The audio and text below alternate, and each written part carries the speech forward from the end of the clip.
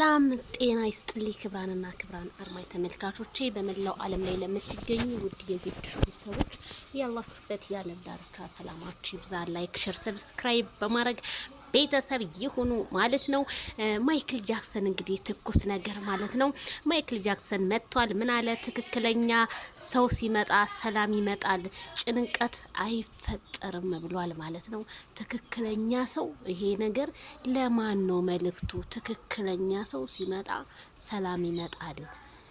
ትክክለኛ መሆናቸው ማይክል እንዴት እናውቃለን ብለህ ነው?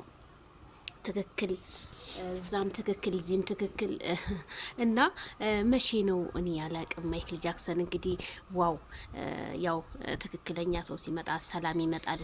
አሁን ላይ በጣም ብዙ ጭቅጭቅ አለበት ማይክል ጃክሰን።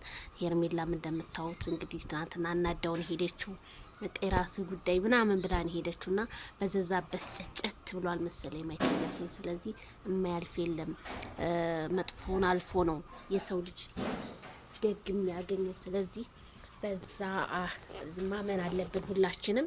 ስለዚህ ማይክል ጃክሰንዬ አይዞ፣ አይክፋህ። ጊዜ መስታወት ነው፣ ብዙ ነገር ያሳየናል። ስለዚህ ሄርሜላ ከረሜላ ደግሞ ያንን ነገር እንግዲህ አምና ተቀብላ ሰላማችሁ የሚመለስ ያድርገው። ግን ትክክለኛ ሰው እንዴ ማይክል ጃክሰን ደግሞ ሌላ መቼም ያንተ ነገር እኮ አያልቅብህም ብያለሁ ማለት አያልቅብህም። ደግሞ ሌላ ሲይዞብን ይመጣ ይሆን እንደ ቤተሰብ። ሄርሜላ ግን ጠበቅ አድርገሽ ብትይዥ መልካም ነው። ማይክል ጃክሰን የሚጽፋቸው ቅኔዎች ነገ ጧት የሚፈጠሩ ናቸው። ስለዚህ እንዳይፈጠር እንደኔ በቃ ሄርሜላ በቃ ራሷን ማስተካከል አለባት። የሰው ወሬ መስማት የለባትም።